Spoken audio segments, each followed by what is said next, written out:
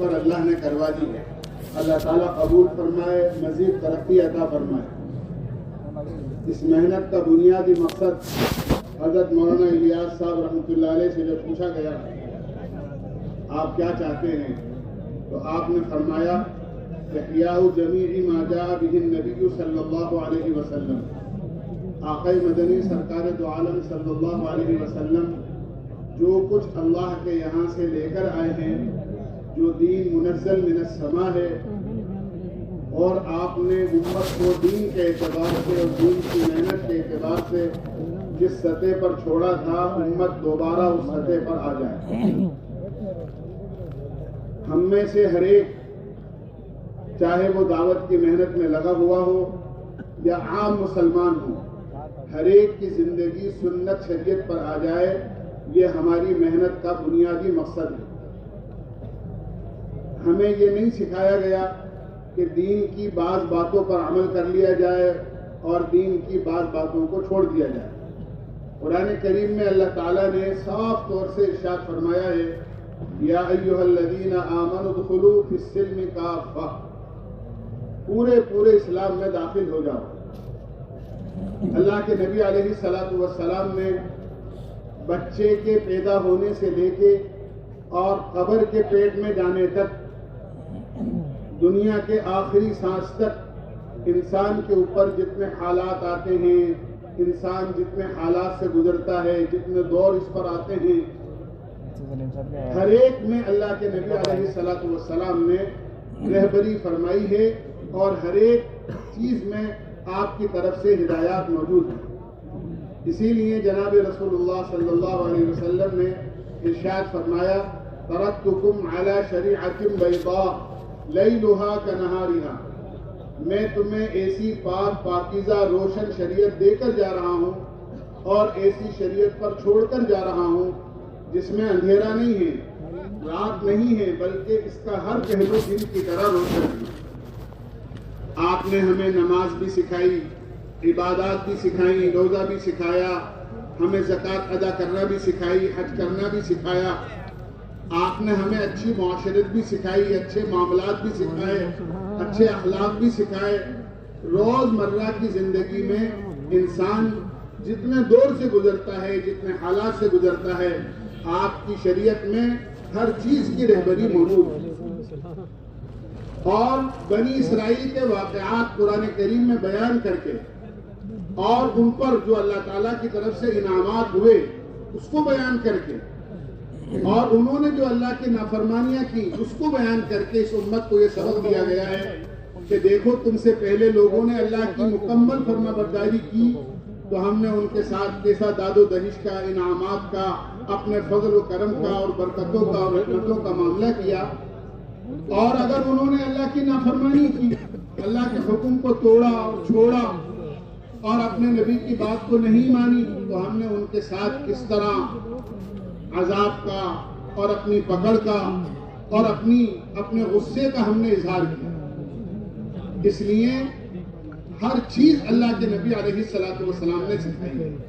ایسا ہرگز نہیں ہے کہ نماز تو اللہ کے نبی کے طریقے پر پڑھی جائے, روزہ اللہ کے نبی کے طریقے پر رکھا جائے, حج اللہ کے نبی کے طریقے پر کیا جائے, لیکن ہمارے گھر کا رہن سہن, ہماری زندگی کے طور طریقے, ہمارا اپنے اور غیروں کے ساتھ ملنا جلنا, یا ہماری دیگر ضروریات اور دیگر معاملات, یہ ہم ہمارے رواج کے مطابق, سماج کے مطابق, یا دنیا میں جو کچھ ہو رہا ہے اس کے مطابق کریں, اس کی ہمیں ہر کی اجازت نہیں دی.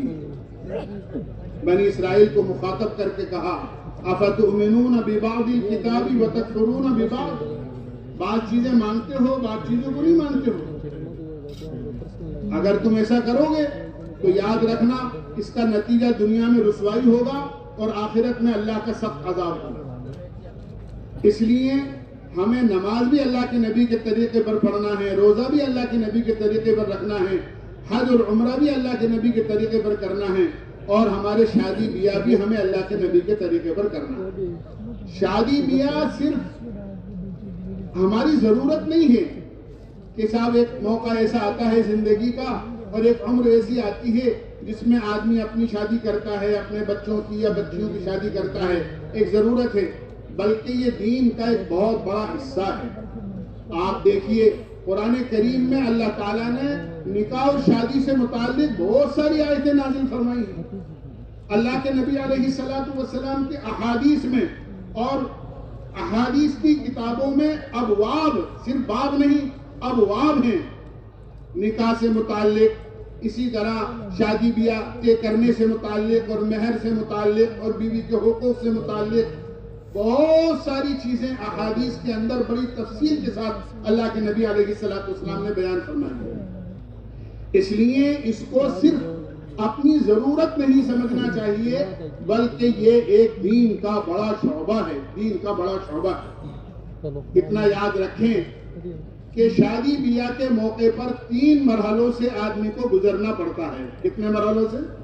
3 مرحلوں سے گزرنا پڑتا ہے۔ ایک ہوتا ہے شادی سے پہلے کا، ایک ہوتا ہے عین شادی اور نکاح کا موقع، اور ایک ہوتا ہے نکاح اور شادی کے بعد۔ ہمیں تینوں موقعوں کی ہدایات ملتی ہیں۔ شادی سے پہلے کا موقع کیا ہوتا ہے؟ بچہ جوان ہو گیا، بچی جوان ہو گئی، ماں باپ کو ان کے اوپر ذمہ داری ہوتی ہے، فکر ہوتی ہے، ماں باپ کو اس بات کی فکر ہوتی ہے ہمیں بچے کے لیے اس کی دلہن تلاش کرنی ہے۔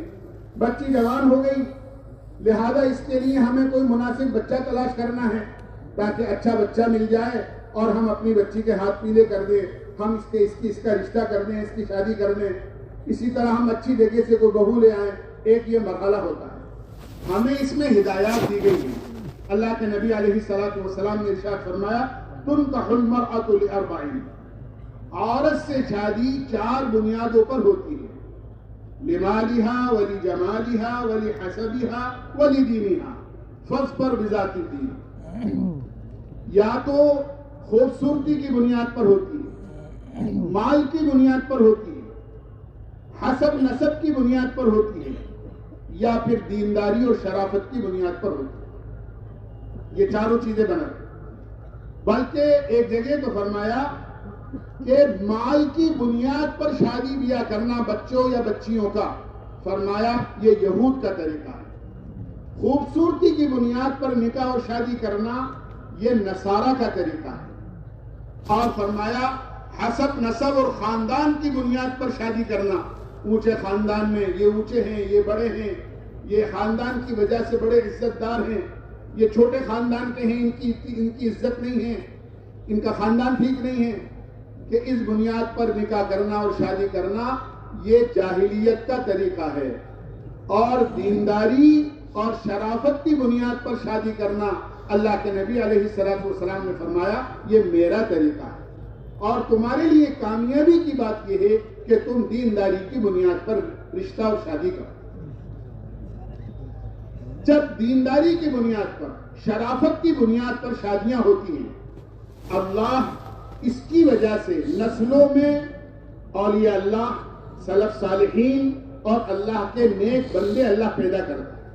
ایک نہیں، 20 واقعات تاریخ کی کتابوں میں ایسے ملیں گے کہ جب بچہ اور بچی کی شادی تقوی کی بنیاد پر ہوئی، خوف خدا کی بنیاد پر ہوئی۔ حضرت عمر بن عبدالعزیز رحمۃ اللہ علیہ، جن کو عمر ثانی کہا جاتا ہے، جن کے دور خلافت میں اللہ نے ایسا عدل و انصاف کا منظر قائم کیا تھا کہ بھیڑیا اور بکری دونوں ایک گھاٹ پر پانی پیتے تھے، نہ بکری کو کوئی خوف ہوتا تھا اور نہ بھیڑیے میں کوئی جرت ہوتی تھی کہ وہ بکری پر حملہ کر دے۔ جب جانوروں میں اتنی محبت تھی تو اس وقت میں رہنے والے لوگوں میں آپس میں کتنی محبت ہوتی تھی۔ جن کی نسل میں وہ ہیں، ان کی نسل اور ان کا خاندان کون سا ہے؟ روایتوں میں آتا ہے حضرت عمر فاروق رضی اللہ عنہ ایک مرتبہ رات کو گشت کر رہے ہیں، اپنی رعایا کے حال احوال معلوم کرنے کے لیے مدینہ پاک میں پھر رہے تھے۔ ایک چھوٹی سی جھوپڑی کے قریب سے گزر ہوا، جس میں ایک ماں جو بہت دنوں سے اپنی بچی کی تربیت کر رہی تھی، اس نے اپنی بچی کا امتحان لینے کے لیے اپنی بیٹی سے یہ کہا، بیٹی صبح ہونے والی ہے، بکریوں کا دودھ نکال لو اور اس میں پانی ملا دو تاکہ دودھ زیادہ ہو جائے. تو بیٹی نے ماں سے جواب میں یہ کہا اماں دودھ میں پانی ملا کر بیچنا تو دھوکہ ہے اور امیر المومنین عمر فاروق رضی اللہ عنہ نے دودھ میں پانی ملا کر بیچنے سے منع کیا ہے تو میں تو دودھ میں پانی نہیں ملا سکتی. تو ماں نے یہ کہا بیٹا امیر المومنین اس وقت کہاں ہے؟ وہ اپنے گھر ہوں گے, آرام کر رہے ہوں گے, رات کا اندھیرا ہے. اور امیر المومنین کی ساری گفتگو باہر کھڑے ہو کر سن رہے ہیں. ماں نے یہ کہا کہ وہ اپنے گھر ہوں گے تو دودھ میں پانی ملا دے. تو جواب میں بیٹی یہ کہتی ہے اماں اگر امیر المومنین نہیں دیکھ رہے ہیں تو ہمارا اور آپ کا اور امیر المومنین کا خدا تو دیکھ رہا ہے جس کی یہ صفت ہے لا تأخذہ سنۃ ولا نوم, نہ اسے اونگ آتی ہے نہ اسے نیند آتی ہے, تو دیکھ رہا ہے. تحت الثری میں اندھیری رات میں کالے پتھر پر کالی چیونٹی بھی چلتی ہے تو وہ ایسا سمیع و بصیر ہے کہ اس کی پیروں کی آواز کو سنتا بھی ہے اور اس کو دیکھتا بھی ہے. حضرت عمر نے گھر پر نشان لگا دیا. صبح کو اس عورت کو بلایا, پردے کے اہتمام کے ساتھ بات کی اور یوں کہا وہ جو تم اپنی بیٹی سے صبح دودھ میں پانی ملانے سے متعلق گفتگو کر رہی تھی تمہاری اس بیٹی سے ہم اپنے بیٹے عاصم رضی اللہ عنہ کی شادی کرنا چاہتے ہیں. آپ اندازہ کریں امیر المومنین ایک بادشاہ وقت ہیں, خلیفہ وقت ہیں, ان کے بیٹے کی حیثیت شہزادے کی طرح ہے اور یہ عورت کون ہے؟ بیوہ ہے, کوئی گھر میں کمانے والا نہیں ہے, جانوروں کا دودھ نکال کر ان کا گزارا ہوتا ہے. گھر اتنا چھوٹا ہے کہ ماں اور بیٹی اگر دونوں گفتگو کر رہے ہیں تو ان کی آواز گھر سے باہر آ رہی ہے. اور شادی صرف آخرت کی بنیاد پر, اللہ کے خوف کی بنیاد پر کہ اس عورت کے اندر رات کے اندھیرے میں اللہ کا اتنا خوف ہے کہ ماں کے کہنے پر وہ بچی اب دودھ میں پانی ملانے کو تیار نہیں. اللہ نے شادی کرا دی, اللہ نے ان کی رات میں برکت دی, بیٹی پیدا ہوئی, یہ بیٹی جوان ہوئی اور عبدالعزیز نام کے ایک شخص سے ان کی شادی ہوئی اور اللہ نے ان کو ایک بچہ دیا جن کو عمر بن عبدالعزیز رحمۃ اللہ علیہ کہتے ہیں, جن کے بارے میں نے عرض کیا اللہ نے ان کے دور خلافت میں عدل و انصاف کا وہ منظر قائم کیا تھا کہ بھیڑیا اور بکری دونوں ایک گھاٹ پر پانی پیتے. اس لیے شادی بیاہ کے اندر سب سے پہلا مرحلہ یہ ہوتا ہے کہ ہم اپنے بچوں کے لیے, بچیوں کے لیے رشتہ جو تلاش کریں وہ دین کی بنیاد پر کریں, شرافت کی بنیاد پر کریں, اخلاق کی بنیاد پر کریں. اللہ کے نبی نے فرمایا اذا جاءكم من ترضون دينه وخلقه فزوجوه والا تفعلوه تكن فتنة في الارض وفساد كبير. جب تمہارے یہاں کوئی رشتہ آئے تو تم دینداری کو دیکھو, شرافت کو دیکھو, اخلاق کو دیکھو. اگر تم نے ایسا کیا تو بہت اچھی بات ہے, لیکن اگر اس کے خلاف کیا یاد رکھو تو پھر بجائے محبتیں پیدا ہونے کے آپس میں اختلاف ہوگا, فتنہ اور فساد برپا ہوگا. یہ پہلا منع ہے. بلکہ یہ تو اولاد کے نیک ہونے میں سب سے پہلا حق ہے, اولاد کا سب سے پہلا حق. کیا عرض کروں, ایک باپ نے حضرت عمر فاروق رضی اللہ عنہ کی خدمت میں آ کر اپنے بیٹے کی شکایت کی, میرا بیٹا میرا حق ادا نہیں کرتا. امیر المومنین نے بیٹے کو بلایا اور بلا کر کہا تمہارے باپ تمہاری شکایت لے کر آئے ہیں, تم اپنے باپ کا خیال نہیں رکھتے ہو. بیٹے نے یہ کہا امیر المومنین آپ فیصلے میں جلدی نہ کریں, پہلے میری بات سن لیں. کیا صرف بیٹے پر حق ہے باپ کا یا کچھ باپ کے اوپر بھی بیٹے کا حق ہے؟ عمر فاروق رضی اللہ عنہ نے فرمایا ایسا نہیں ہے, بلکہ باپ کے اوپر بھی اولاد کے کچھ حقوق ہیں, آپ ذرا کچھ بتا دیں. امیر المومنین نے فرمایا سب سے پہلا حق اولاد کا باپ کے ذمے یہ ہے کہ وہ اس کے لیے نیک ماں تلاش کرے. ماں نیک ہوگی تو اولاد نیک پیدا ہوگی, اور اگر خدا نہ خواستہ ماں نیک نہیں ہے تو پھر اولاد نیک نہیں پیدا ہوگی. سب سے پہلا حق یہ فرمایا کہ اولاد کا سب سے پہلا حق یہ ہے کہ اس کے لیے نیک ماں تلاش کرو، اس کے لیے نیک ماں تلاش کرو۔ بیٹے نے یہ کہا میرے باپ نے میرا یہ حق ضائع کر دیا ہے، میری ماں مسلمان نہیں ہے، میری ماں تو مجوسی ہے۔ میرے باپ نے ایک غیر ایمان والی عورت سے کہا۔ آج بھی بڑا رواج ہے، بچے اور بچیاں آج کے ماحول سے متاثر ہو کر اپنی زندگی کی ایک راہ تلاش کر لیتے ہیں اور یہ کہتے ہیں اور کوئی مذہب کا خیال نہیں رکھتے۔ بچی کہتی ہے میں نے کالج میں اپنی زندگی کے لیے اپنا زندگی کا ساتھی تلاش کر لیا ہے، آپ کو فکر کی ضرورت نہیں ہے۔ بیٹا کہتا ہے اماں ابا سے آپ کو میری شادی کی فکر کی ضرورت نہیں ہے، میں نے تلاش کر لی ہے اپنے لیے شادی، اپنی شریک حیات تلاش کر لی، اور کوئی مذہب کی رعایت نہیں ہوتی۔ کیا گزرتی ہوگی اس ماں کے دل پر جس نے 9 مہینے پیٹ میں رکھا اور 2 سال تک اپنی گود میں دودھ پلایا اور پال پوس کر پڑھا لکھا کر بڑا کیا، آج وہ بیٹی اپنے ماں سے کہتی ہے کہ میں نے اپنا راستہ چن لیا ہے۔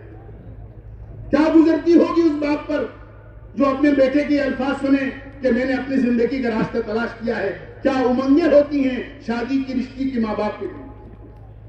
سب سے پہلا حق یہ فرمایا نیک ماں تلاش کرو، یہ اولاد کا سب سے بنیادی اور سب سے پہلا حق۔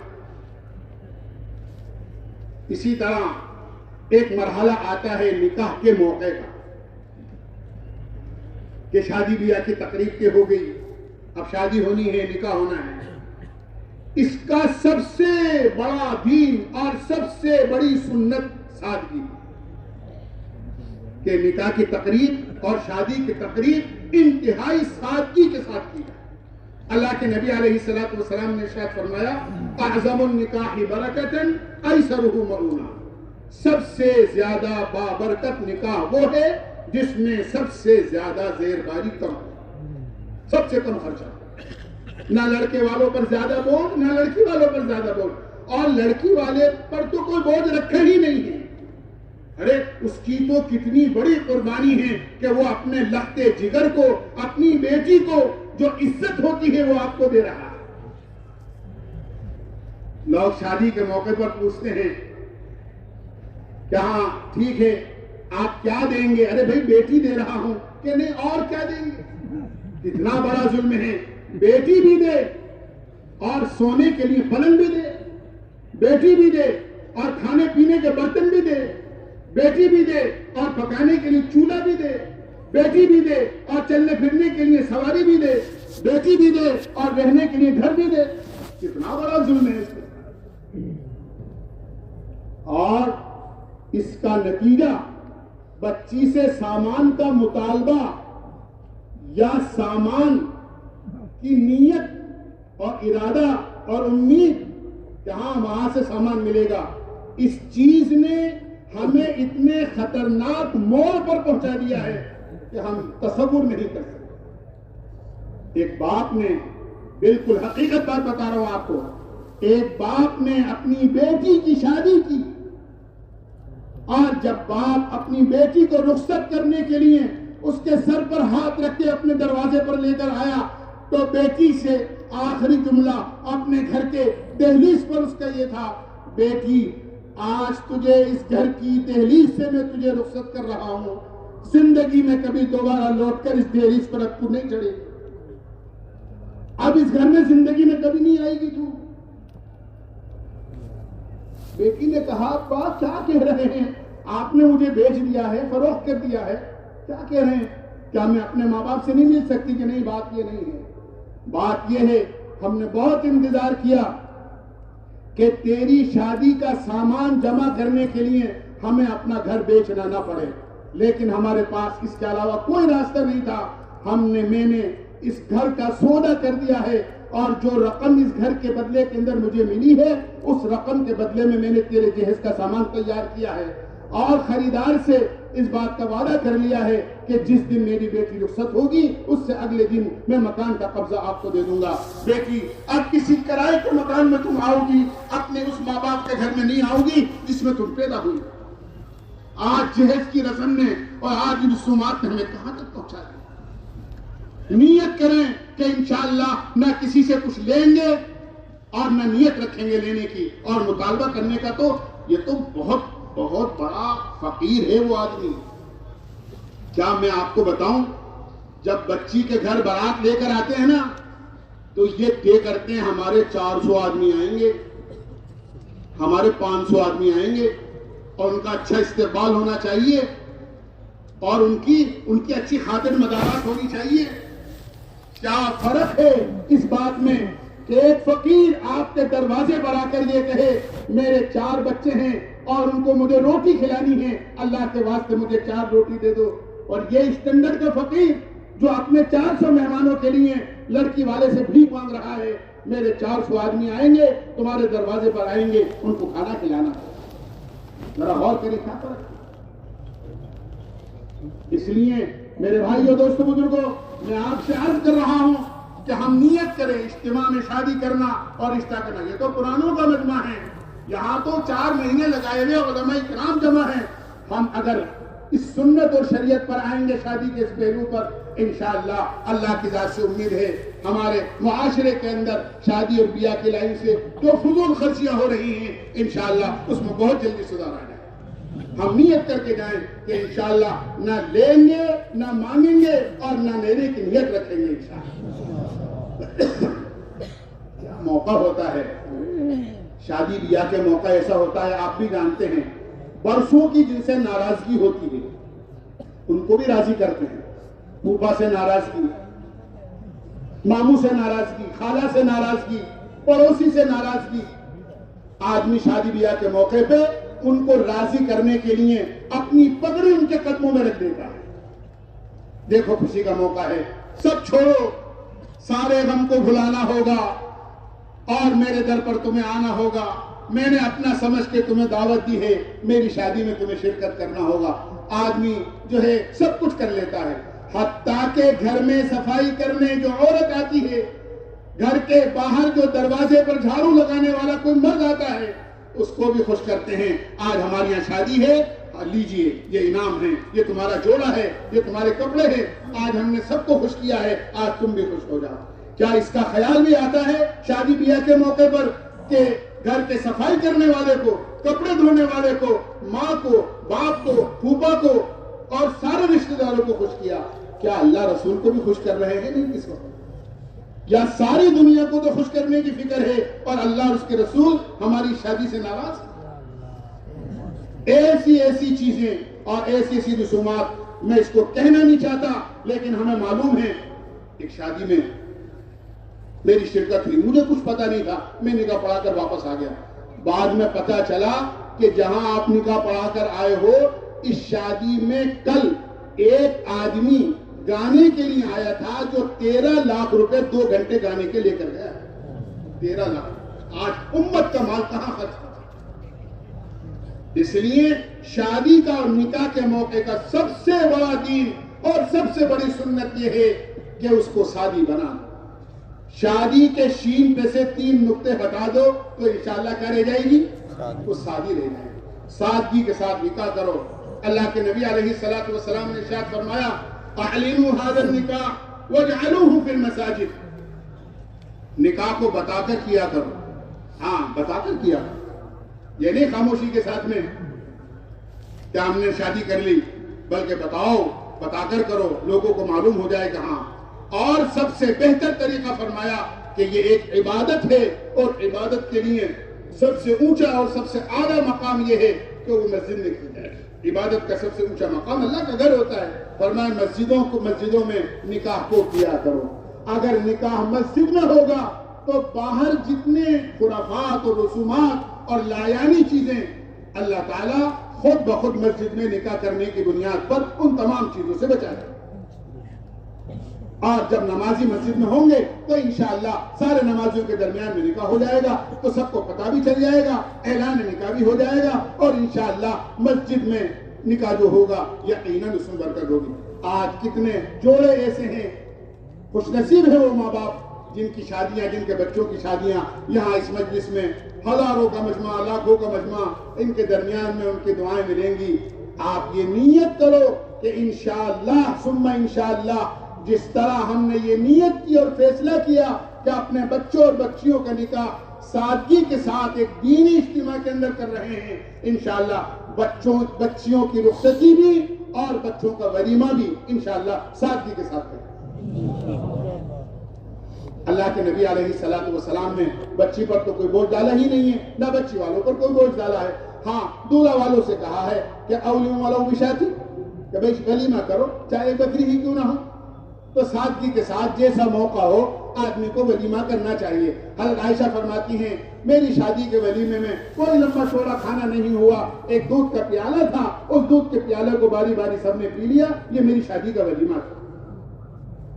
اس لیے سادگی کے ساتھ ولیمہ کرو۔ آج تو ولیمے کی دعوت بھی غیروں کے طریقے پر کھڑے ہو کر کھانے کے ساتھ ہونے لگی ہے۔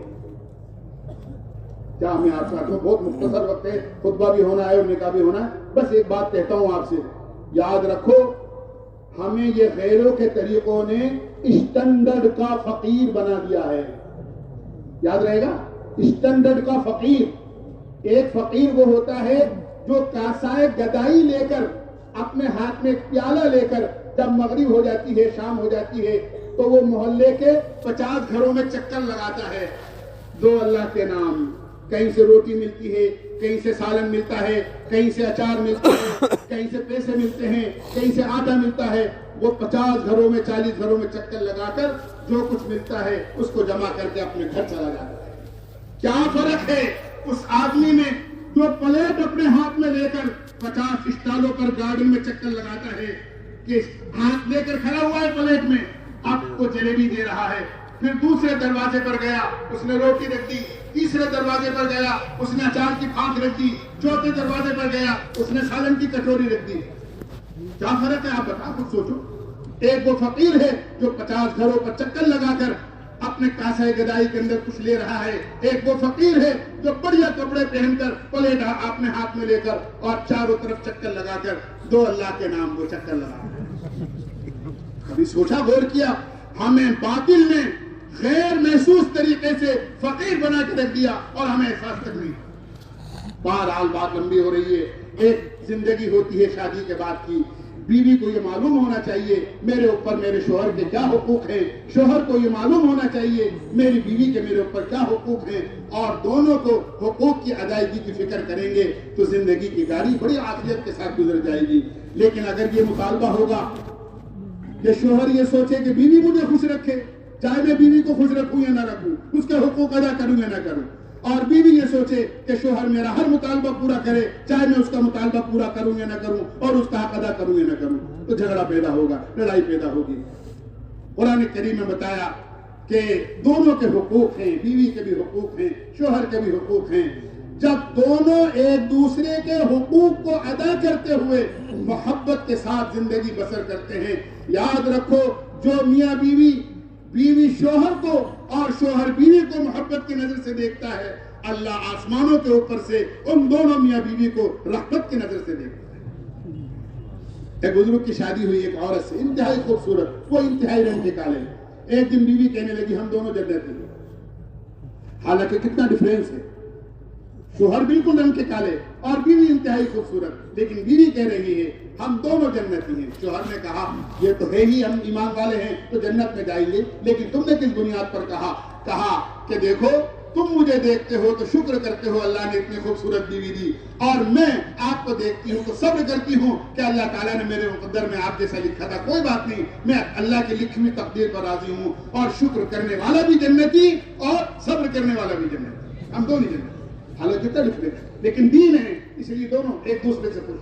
اس لیے ہم نیت کریں کہ انشاءاللہ ہم اپنے بچوں کی، بچیوں کی اور اپنی اگر باقی ہے تو انشاءاللہ شادیاں سادگی کے ساتھ کریں گے، کرو گے بھائی انشاءاللہ۔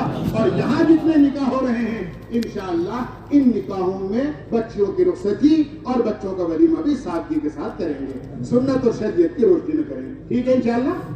اللہ قبول فرمائے۔ الحمدللہ نحمده ونستعینه ونستغفره ونؤمن به ونتوکل علیہ ونعوذ باللہ من شرور انفسنا ومن سیئات اعمالنا من يهده الله فلا مضل له ومن يضلله فلا هادي له ونشهد أن لا إله إلا الله وحده لا شريك له ونشهد أن سيدنا ومولانا محمدا عبده ورسوله أرسله بالحق بشيرا ونذيرا من يطع الله ورسوله فقد رشد ومن يعص الله ورسوله فقد ضل وغوى نسأل الله تبارك وتعالى أن يجعلنا ممن يطيعه ويطيع رسوله ويتبع رضوانه ويجتنب سخطه. أما بعد، أعوذ بالله من الشيطان الرجيم. بسم الله الرحمن الرحيم.